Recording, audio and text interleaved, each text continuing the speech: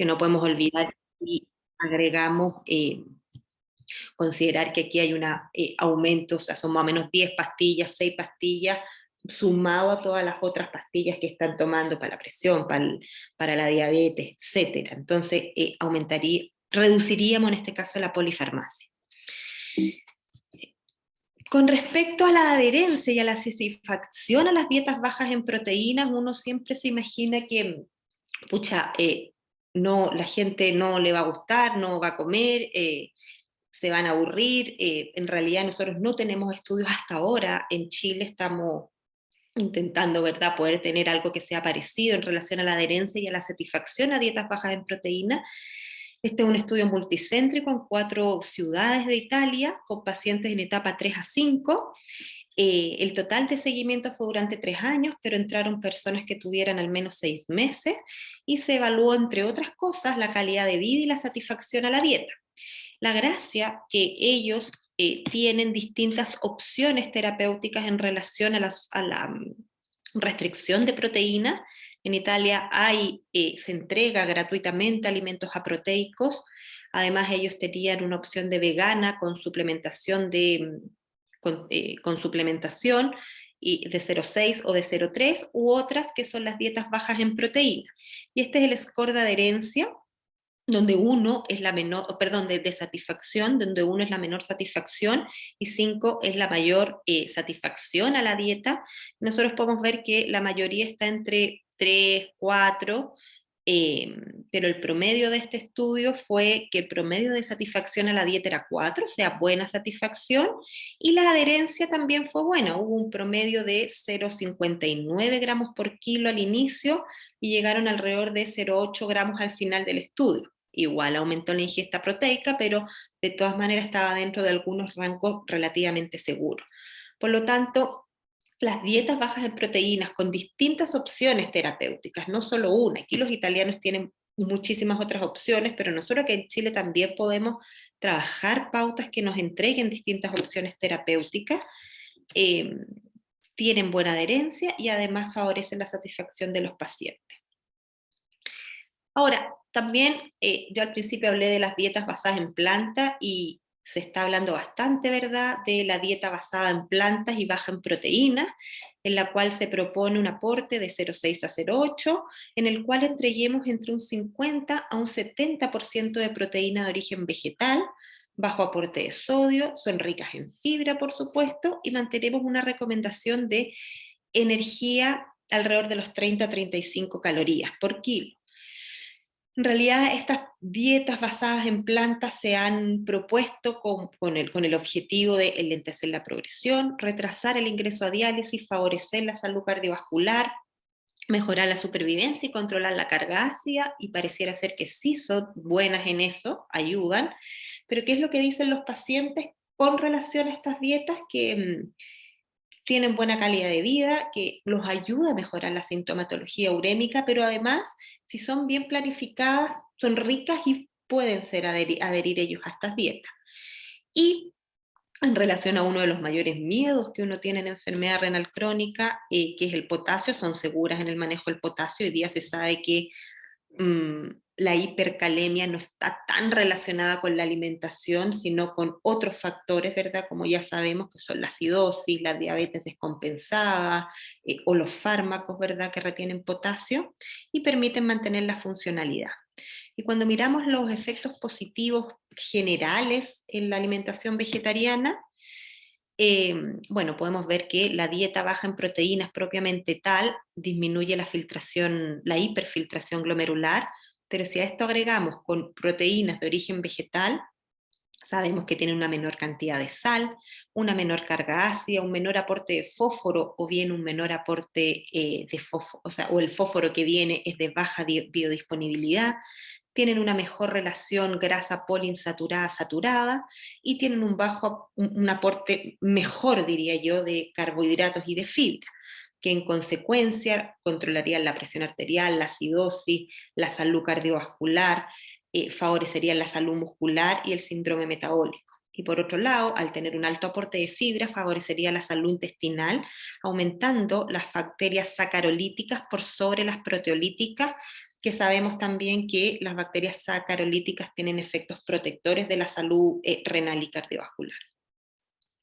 Entonces, dentro de estos carbohidratos, ¿verdad?, que hoy día las dietas basadas en plantas nos están proponiendo, también está hoy día la controversia de qué hacer hoy día también está de moda las dietas cetogénicas o bajas en carbohidratos, y considerar a los carbohidratos como la primera fuente energética en enfermedad renal crónica cuando hay que hacer una restricción importante de proteínas. O sea, yo no puedo bajar carbohidratos, proteínas, porque si no sería una dieta basada en mucha grasa. No tenemos estudios que nos digan si es bueno o no, no lo sabemos.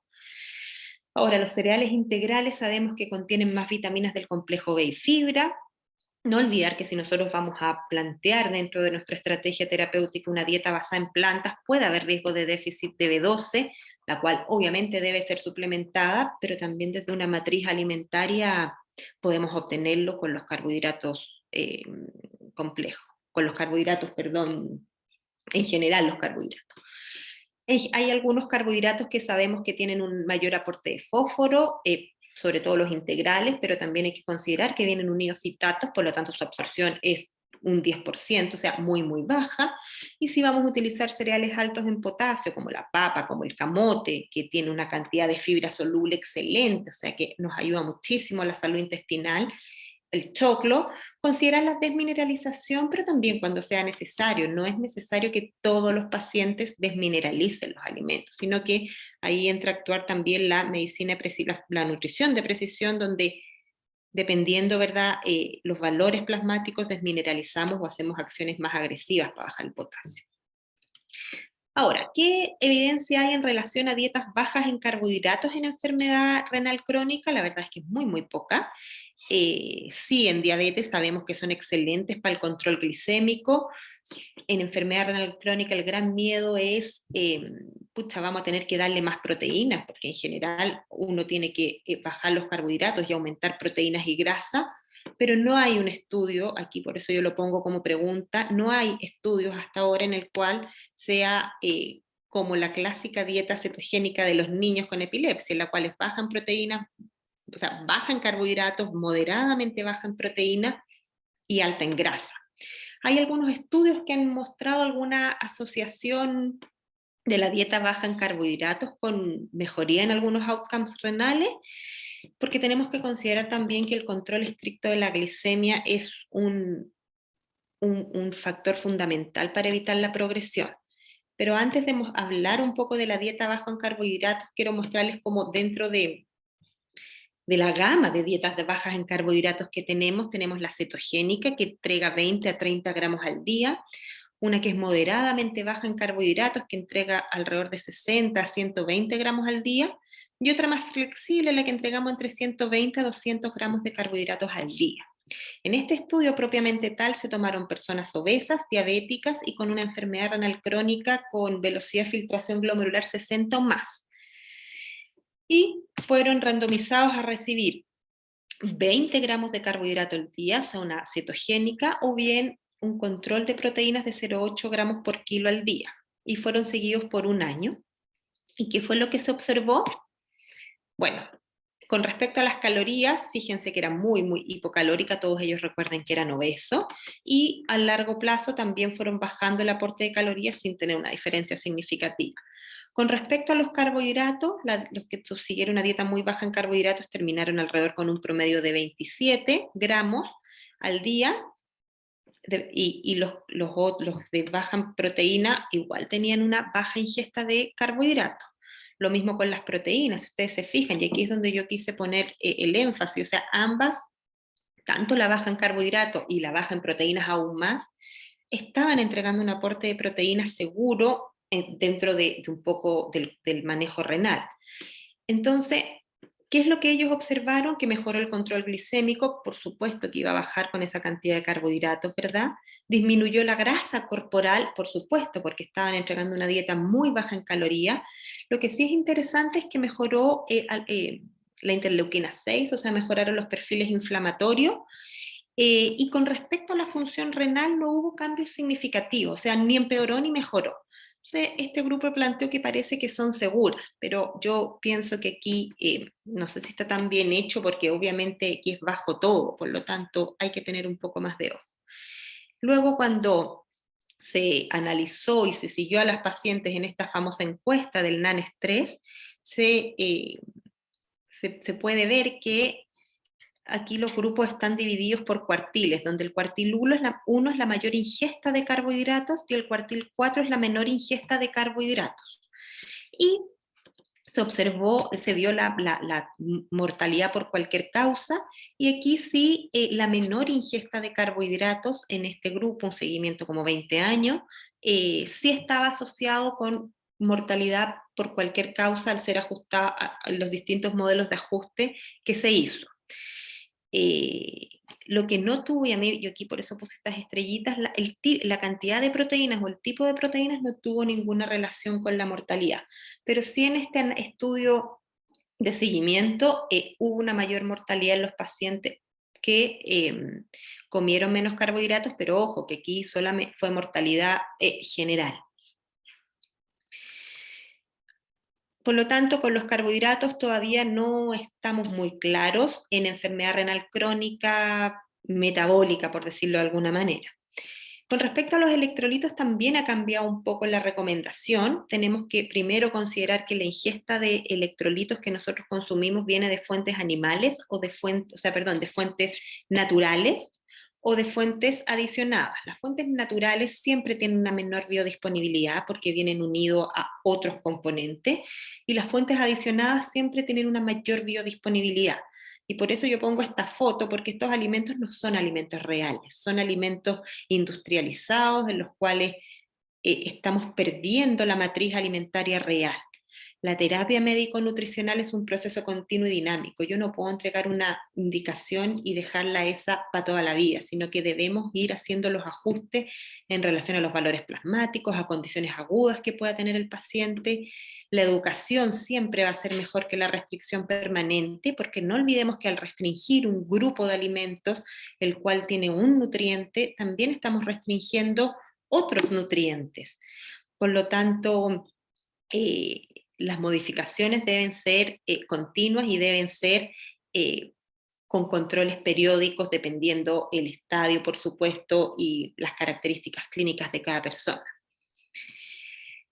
¿Qué nos dicen los electrolitos? Bueno, la última guía del 2000 nos daba recomendaciones de restricción de fósforo, de potasio y de sodio. Este año, o el año 2020, no nos da recomendaciones.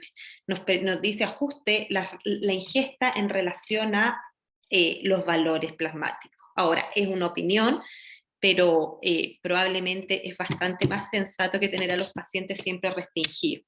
No se recomienda la restricción de potasio en etapas predialíticas o personas sin diálisis, porque el potasio tiene efectos positivos, favorece la natriuresis, la reducción de la presión, inhibe la oxidación. No olvidar que la hipercalemia no es solo por la alimentación, y probablemente la alimentación tiene muy poco efecto en el potasio plasmático, no tan como, o tiene un efecto menor que la acidosis, que la diabetes descompensada, que los fármacos que retienen potasio.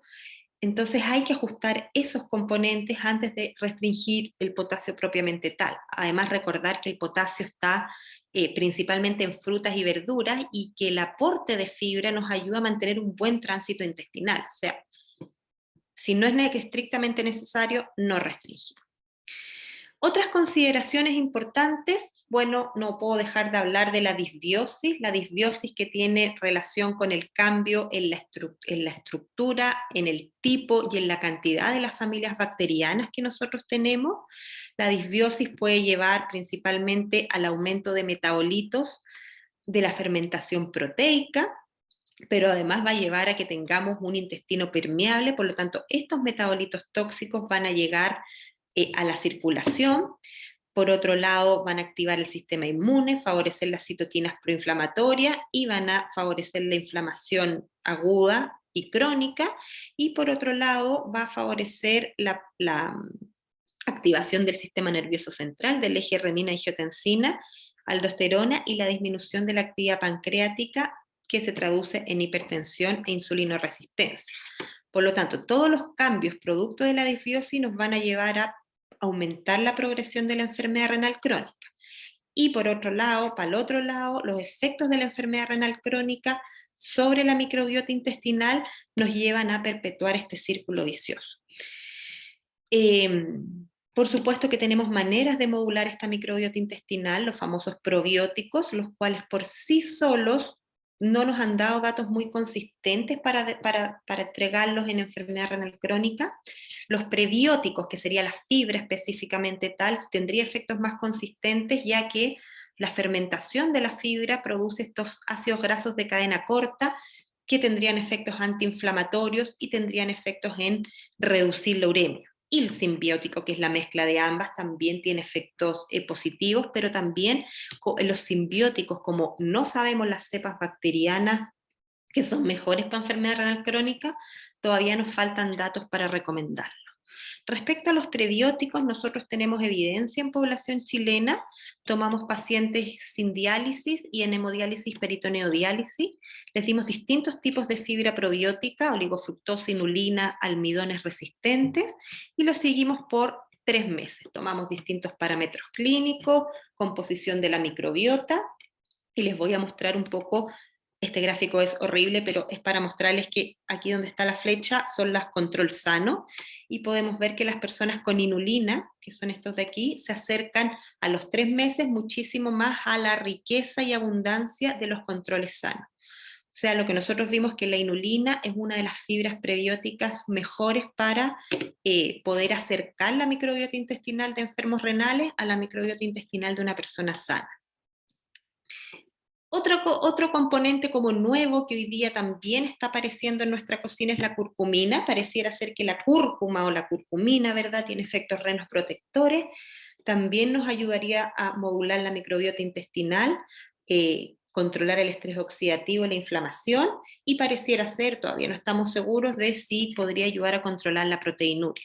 Nosotros sabemos que al sacar la sal de la alimentación tenemos que buscar estrategias culinarias para que la comida no sea tan fome, y la cúrcuma es una excelente estrategia.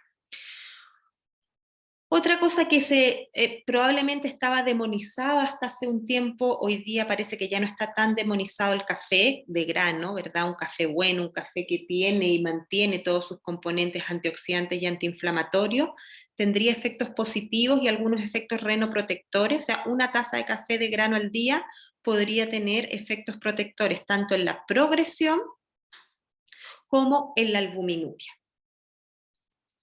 Finalmente, dentro de la enfermedad renal crónica y la propia uremia, tenemos cambios en el sabor, cambios en la percepción del sabor, y estos nosotros los podemos preguntar en nuestra consulta y vamos a observar que los principales son la pérdida de sabor, sabor amargo, sabor metálico y sabor salado. Y este es un plato que desarrolló un grupo australiano, el cual nos permitió a nosotros traducirlo al español, y para el que lo quiera me puede escribir y yo se los envío en español, porque nos da ciertas recomendaciones para poder ir contrarrestando todos estos efectos negativos asociados a los cambios en el sabor. Y finalmente, ahora sí, yo hablé de la nutrición de precisión, y dentro de esto creo importante hablar de ciertos patrones nutricionales, dividiendo la enfermedad renal crónica como en 3 grandes grupos. Una, la que yo le llamo la metabólica, que cursa con obesidad, diabetes, hipertensión, dislipidemia, insulinoresistencia; la autoinmune o la enfermedad renal crónica poliquística. Para cada uno de ellos hay ciertos patrones como seguir al momento de enfrentarnos a los pacientes. Para la metabólica sabemos que hay una fuerte evidencia a favor de utilizar el patrón mediterráneo, el patrón Dutch, el patrón PLAO para personas para el control de la función renal, la restricción proteica y el uso de ketoanálogos. También hay fuerte evidencia, más aún cuando va aumentando, ¿verdad?, el nitrógeno ureico. Con respecto a la enfermedad renal autoinmune, hay alguna evidencia todavía no concluyente, pero pareciera ser que nos lleva a poder concluir que sacar el gluten o sacar ciertos alergenos alimentarios tendrían un efecto positivo en estimular el sistema inmune intestinal y con eso reducir los anticuerpos. Sí hay evidencia concluyente con modular la microbiota intestinal y con la reducción de proteínas. Y finalmente, si la etiología es poliquística, solamente tenemos evidencia en modelos celulares y modelos animales en los cuales estos quistes se producen por esta desregulación del metabolismo de la glucosa y se proponen ciertas estrategias como la dieta cetogénica, el ayuno intermitente, la restricción calórica, que parece que han tenido efectos positivos, pero solo en modelos animales y modelos celulares. Ahora, hoy día, en este minuto, está ocurriendo un estudio que se llama el estudio RENU, en el cual se están tomando personas con enfermedad renal poliquística, se les está interviniendo con una dieta cetogénica, una dieta sin estresores, o sea, sacando todos los componentes que pueden favorecer los cálculos, la litiasis, alimentos procesados, y además se están suplementando con cetógenas, con cetonas exógenas. Ya mostraron su primera etapa, pero solamente es la parte cualitativa, así que estamos a la espera de ver la parte cuantitativa en relación al tamaño de los quistes. Lo que sí está comprobado en enfermedad renal poliquística es que la ingesta de agua alta y cuidar la litiasis, o sea, o que se formen los cálculos, tiene efectos protectores desde el punto de vista nutricional. Entonces, en conclusión, bueno, el soporte nutricional, espero que haberles mostrado que es una herramienta clave dentro de la terapia médico-nutricional. Es necesario de todas maneras implementar protocolos de evaluación e intervención individuales. Las recomendaciones se basan en alimentación saludable, no es necesario hacer restricciones inusuales porque lo único que vamos a lograr es que no permitan la adherencia al tratamiento. Entregar opciones terapéuticas nutricionales va a permitir que consensuemos la alimentación con los pacientes, lograr adherencia, por ejemplo, en cantidad y tipo de proteína, en cantidad de carbohidratos, incorporar alimentos que antes se eliminaban, como el café, ¿verdad? U otros. No olvidar los micronutrientes también, sobre todo si vamos a elegir una alimentación más bien basada en plantas. Y como equipo, yo creo como reflexión final es que debemos velar para que las personas no pierdan la socialización a la hora de comer producto de la enfermedad renal crónica. Entonces, por favor, dejemos de prohibir tanto que los pacientes no alcanzan a desobedecerlo todo. Muchas gracias.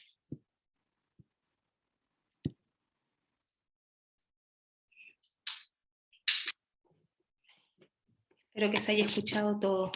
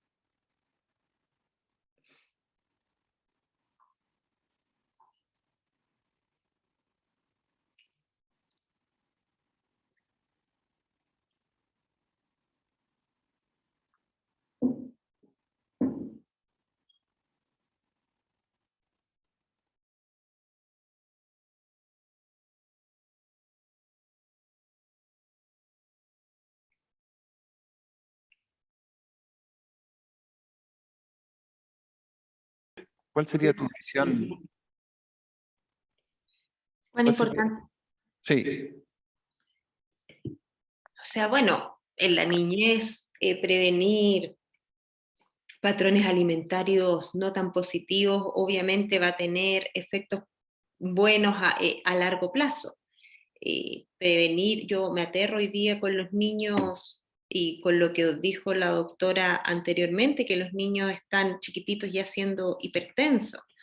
Por lo tanto, yo creo que el cuidado renal tiene que partir casi que desde el embarazo con la famosa epigenética, pero desde etapas iniciales, protegiendo la obesidad, protegiendo la, la hipertensión, cuando ya están instaladas estas enfermedades, tratar de mantenerlas lo más compensados posible. Hoy día también se habla de la obesidad saludable, o los obesos metabólicamente sanos, por último, si no logramos que bajen de peso, que sean obesos metabólicamente sanos, y ya en etapas iniciales de la enfermedad renal crónica también tratar de mantener controlados lo más posible los factores que dañaron los riñones. Y ya cuando está la enfermedad renal crónica, prevenir obviamente la malnutrición o la acumulación de los desechos nitrogenados. O sea, efectivamente yo creo que en todas las etapas, desde el embarazo para adelante, podemos hacer una protección renal desde la nutrición y la alimentación. Doctor Zamorano.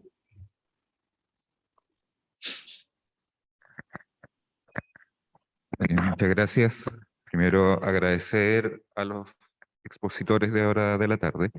Y una pregunta a la doctora Lillo, teniendo en cuenta esta última recomendación, paciente con bajo peso de nacimiento, prematuro, y que en teoría, si pasó las primeras semanas de vida sin presentar ninguna injuria renal agregada, uno debiera controlarlo una vez al año, tal como recomendaba, como nefrólogo infantil.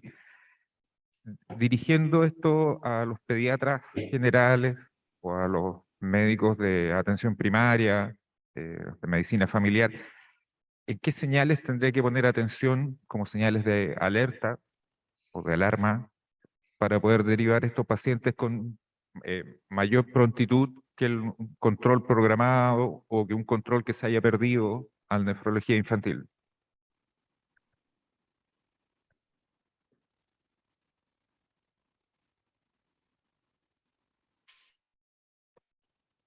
Bueno, yo creo que una de las cosas más importantes que nosotros sabemos que pasa es que cuando el niño nace con muy bajo peso de nacimiento, las mamás tienden a asustarse y a alimentarlo y a sobrealimentarlo y generalmente rápidamente suben de peso, quizá alcanzan el peso normal en un corto tiempo, pero esa alza de peso tan brusca tampoco es buena.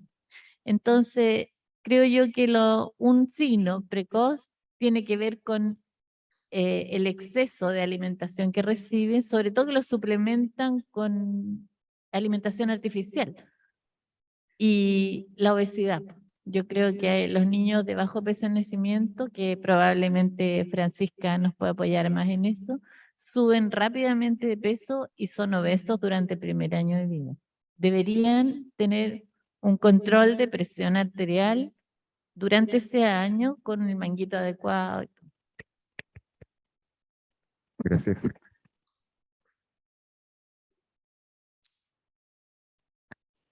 Sí. Para la doctora Lillo, mira, una de las cosas penosas que uno ve en un joven, adulto joven, que llegue a la falla renal crónica por una alteración estructural, una estenosis piroveteral o un reflujo. Entonces, y que no estamos hablando de niños de bajo peso al nacer, sino de otras condiciones. ¿Cuál es la recomendación de usted para investigar y detectar precozmente esto en niños asintomáticos?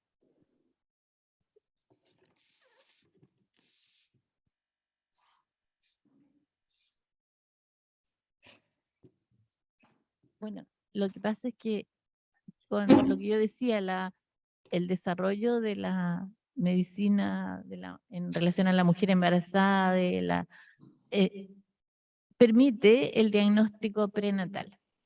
Pero la verdad es que el niño, siempre que tiene alguna alteración estructural, hace precozmente una infección urinaria. Y ese para nosotros es síntoma alerta. El problema es cuando se le diagnostica la infección urinaria, se le trata y no se le estudia. Entonces, y es un estudio fácil, como sencillo como una ecografía.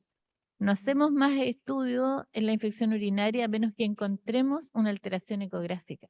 Pero la mayoría de las alteraciones estructurales se visualizan con eso, a menos que sea un reflujo masivo, pero también hay alguna dilatación o algo. Pero el diagnóstico de una infección urinaria en un paciente pequeño debiera orientarnos o decirnos, tienes que hacer por lo menos una imagen.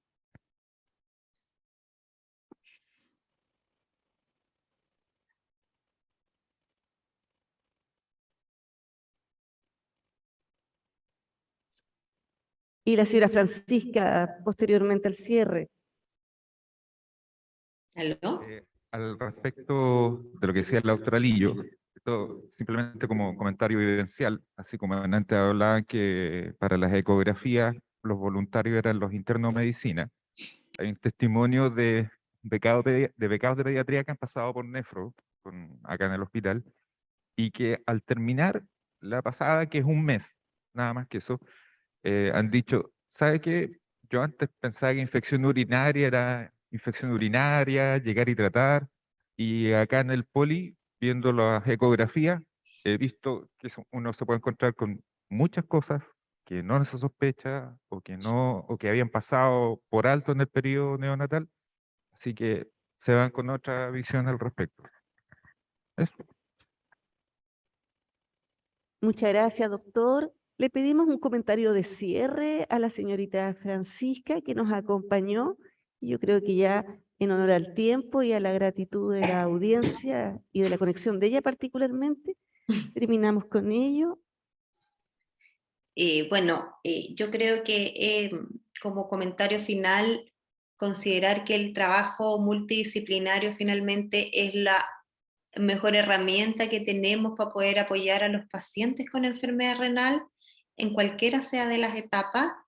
eh, en primer lugar, y en segundo lugar, como lo dije varias veces en mi presentación, creo que tenemos que ponernos en el lugar de los pacientes al momento de hacer restricciones inusuales, porque ya es difícil vivir con enfermedad renal, ya es difícil no comer todas las cosas que a todo el mundo le gusta comer, entonces esa flexibilidad también va a permitir mejorar la calidad de vida, va a permitir tener una adherencia y va a permitir finalmente que nuestros pacientes sean más felices dentro de todo lo triste ya que es tener una enfermedad que probablemente te va a llevar a diálisis. Eso. Muchas gracias por la invitación. Yo creo que nos merecemos todo después de esta tarde tan álgida, con tanta situación intempestiva, que relajemos nuestras glándulas suprarrenales y cerremos con una ventana musical muy acotada que nos ofrece el doctor Zamorano, nefrólogo pediátrico.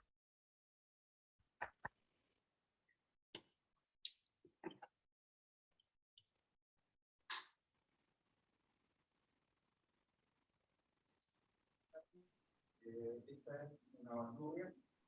Para los que no lo conocen, la bandurria es un instrumento de cuerdas de origen español, y así como la mandolina de Italia, el laúd, son instrumentos que tienen su raíz con instrumentos musicales de la antigua Grecia. ¿Ya? Esta primera canción tiene que ver con lo que dice la leyenda, que era una canción que le dedicaba el rey Enrique VIII de Inglaterra a Ana Bolena cuando pretendía que ella fuera su consorte, y no le iba muy bien en sus pretensiones. La canción es Green Sleeves.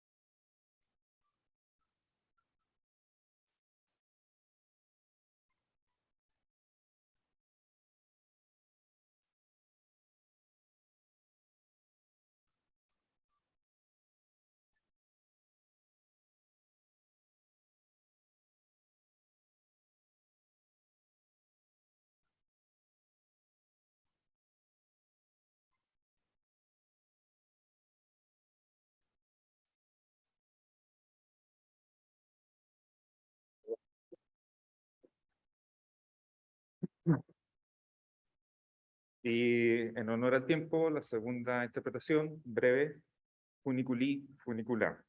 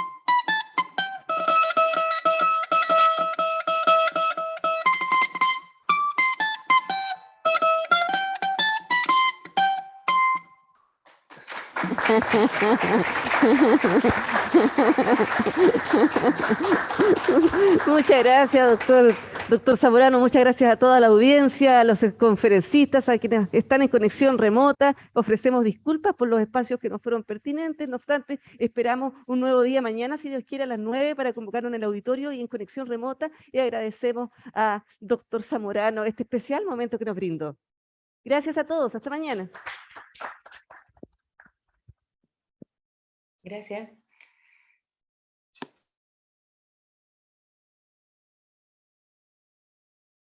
Chao, chao, muchas gracias.